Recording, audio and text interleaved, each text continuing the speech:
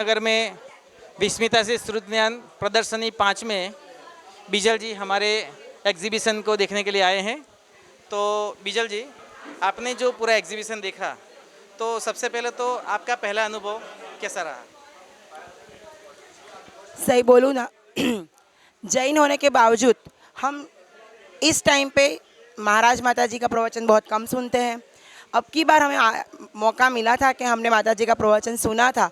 जब सुना था तब हमें बहुत सारी चीज़ें सोचने के लिए बहुत मजबूर होते थे, लेकिन बहुत सारी कैलकुलेशन नहीं आती थी। जो कैलकुलेशन यहाँ पे आने के बाद यहाँ के इंडिविजुअल जिन लोगों ने ट्राई किया है, बहुत अच्छे से एक्सप्लेन किया है। छोटी से छोटी चीज़ भी उन्होंने अच्छे से समझाई है। सबसे पहले बहुत सारे छोटे बच्चों से लेके एक अकृत्रिम चैत्यालय क्या होते हैं वो चीज़ भी बहुत सारे बच्चों को नहीं पता है, बहुत सारे बड़ों को भी नहीं पता है। लेकिन यहाँ पे ये माध्यम से हमें और हमारे बच्चों को, यानी कि आने वाली जो नई पीढ़ी जो तैयार हो रही है, उनके लिए बहुत अच्छा माता जी ने प्रयोजन किया है, बहुत अच्छा। और माता जी ने इन लोगों को, जिन लोगों को ट्रेन किया है, उन लोगों का भी बोल रहे थे साक्षात सरस्वती है कि इन लोगों ने बहुत अच्छा ट्राई किया है और हम जैसे अज्ञानी को समझाने का प्रयत्न किया है। बहुत अच्छा है। Thank you. अच्छा, आपने ये सारा जो प्रदर्शन देखा, तो कौन से मॉडल ने आपके मन को विचलित किया? विदेश क्षेत्र, विदेश क्षेत्र मुझे बहुत अच्छा लगा, क्योंकि बहुत सारी चीज़ें जो मेरे लिए भी अज्ञानित। मैं भी सुबह भगवान का दर्शन करती हूँ, ज़्यादा से ज़्यादा अभिषेक करता है, कभी कभी ज़्यादा से ज़्यादा पूजा करते हैं, लेकिन शास्त्र मैं नहीं पढ़ती हूँ, सिचुएशन ऐसी होती है।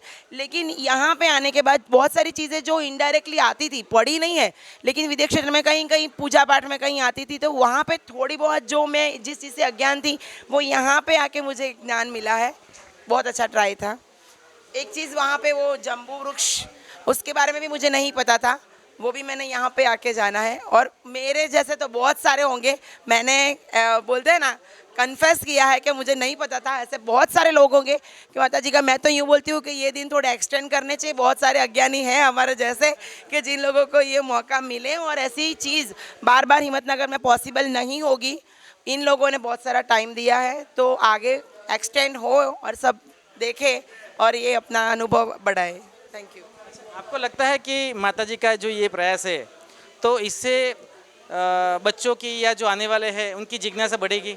बहुत बहुत, यानी कि बहुत बढ़ेगी। इसका रीज़न ये है कि मैं बच्चों की बात तो क्या, हमारे जैसे बड़े हैं वो भी आजकल की बिजी लाइफ में जॉब करते हैं, उसकी वजह से बहुत सारे शास्त्र नहीं पढ़ते।